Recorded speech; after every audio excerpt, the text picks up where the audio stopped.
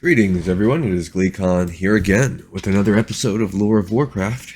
When we last left off, we did our second kind of delving into what's happening with the orcs, which was, hey, they've broken up into a bunch of clans. That was really cool to explore the origins of some of these, and we even got kind of maybe the Laughing Skull tribe hinted at, because the Shadow Moon clan broke up and discovered inadvertently dark magic, but they also really got in touch with shamanism and started acting as intermediaries and really establishing the importance of shamans and shamanism in orc society. So stay a while and listen to this one. It seems like we're going to change gears a little bit. This is Talon King Terokk. Finally, we know, I think we're going to start walking down the path to make the arakkoa what we know they are now, and also to start getting to Terokkar or Terokkar. I've always pronounced it Terokkar. It's going to be hard for me, but I think it's Terokkar. Terokkar. Forest and Ocean Dune and all that stuff. So here we go, 600 years before the Dark Portal. Despite the growth and migration of the Ogre and Orc peoples, no clan or empire ever dared to expand into the spires of Arak, and we did see that on our map. The broken ruins of the Arakkoan civilization were thought to be cursed and haunted, and the winged creatures zealously guarded their holdings. The arakkoa, who still called the region home, had become dark, troubled, and superstitious. Though they named themselves the High Arakkoa, they were but a pale shadow of what their race had once been. The glory of the Apexis Empire had long ago faded. Only fragments of its knowledge remained, much of it pieced together incorrectly. A line of kings ruled over the High Arakkoa, sharing power with the remnants of the Anar order. The priesthood still worshipped Rukmar, but her teachings had become twisted and distorted by time. The Apexis Empire had treated Anzu's sacrifice with reverence, preserving Sethek Hollow and studying it carefully to learn its shadowy powers. That respect had long since disappeared.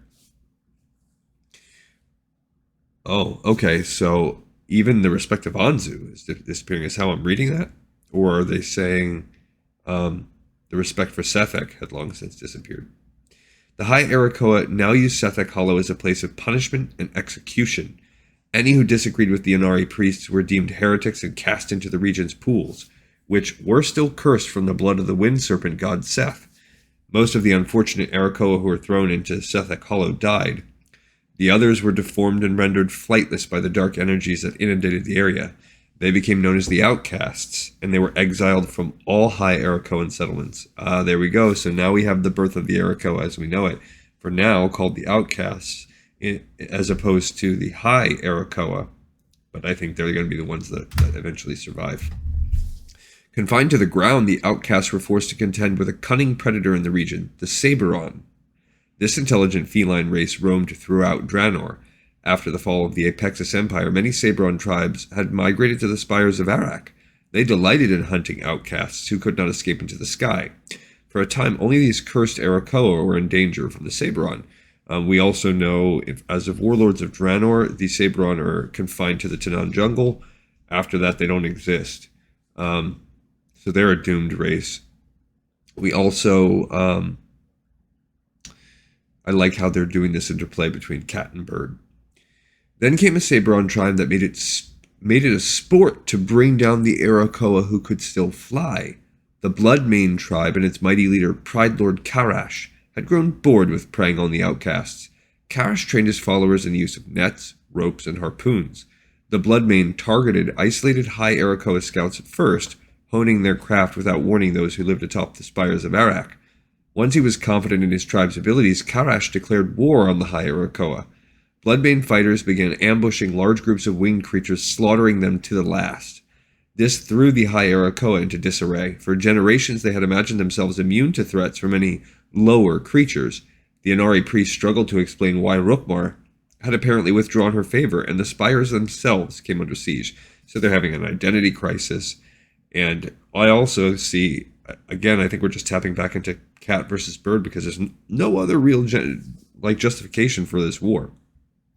The king of the High Arakkoa, Terokk, saw his people falling to despair and knew he needed to take drastic action. Before he committed his soldiers to battle, he launched raids by himself, diving into Bloodmane encampments and eviscerating their defenses before a single one of his subjects was put into danger. He single-handedly turned the tide of the war, inspiring other exceptional arakkoa fighters to follow him against suicidal odds. So this is why he is revered and why they named the entire region, come Burning Crusade time, the Terokk Forests. After months of whittling away the Bloodmane, Terokk cornered Pride Lord Karash and slew him, ending the source of the Saberon's tactical brilliance. The war had been won. The High Arakkoa celebrated their king as a living legend, some even declaring that he must be the reincarnation of Rookmar herself. The Inari priests grew nervous. Until now, only they had been allowed to speak in the sun goddess's name. Terokk used his widespread support to build a new city in the clouds. It was known as Skyreach, and it would call back to the accomplishments of the ancient Apexis. Skyreach exists still. Trying to remember where it is. I'm not sure. It might be a Warlords of Draenor dungeon, or it might be something further, like in Ulduar or something. I can't quite remember. Terokk even instituted new laws restricting the authority of the Anhar Order, declaring that High Arakkoan society must be guided by a thirst for knowledge and wisdom, not by fear and superstition. Okay, so we're starting to shake things up. That prompted the Inari to action. In the dead of night, the priests kidnapped Terokk and his daughter Lithik and cast them into Sethek Hollow. The next day, the priests told their people that Rookmar had withdrawn her favor from the king and cursed his bloodline. They called themselves the adherents of Rookmar, and they declared that they were to be the stewards of the High Arakkoa's future. Never again would there be an Arakkoa king. The priests would jealously cling to control of their civilization until it ended in fire and bloodshed centuries later.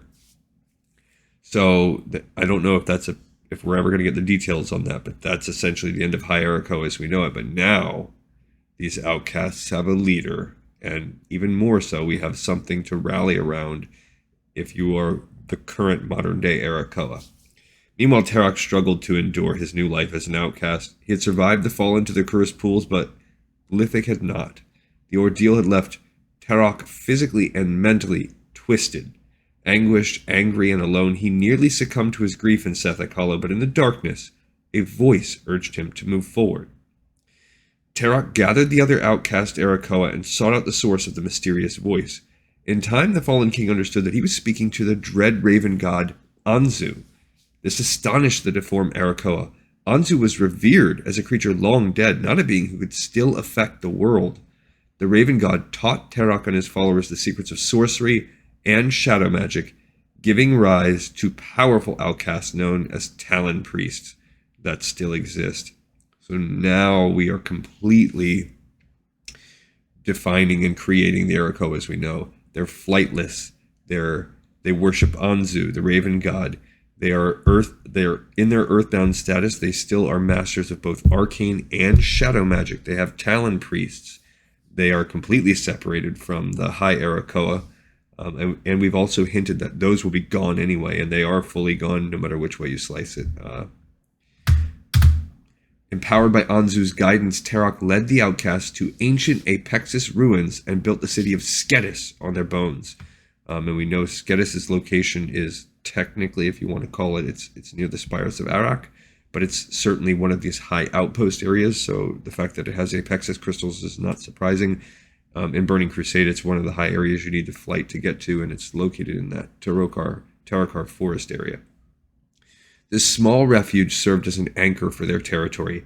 In time, they would assert dominion over the forests near the spires of Arak, and their lands would become known as Terokk Forest.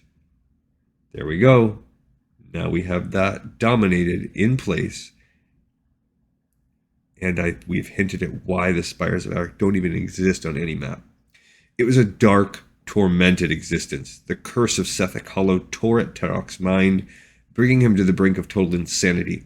He desperately sought a solution to his affliction, resorting to brutal methods to find any cure. When he began to sacrifice his own followers, the Talon priests sorrowfully subdued their leader. They sealed him away in the same realm of shadow where Anzu had once hidden, keeping him alive, but protecting the outcasts from his madness. In the centuries to come, the outcasts avoided the High Arakkoa. Whenever the adherents of Rookmar cast out dissenters and heretics, the Talon priests welcomed them into their society.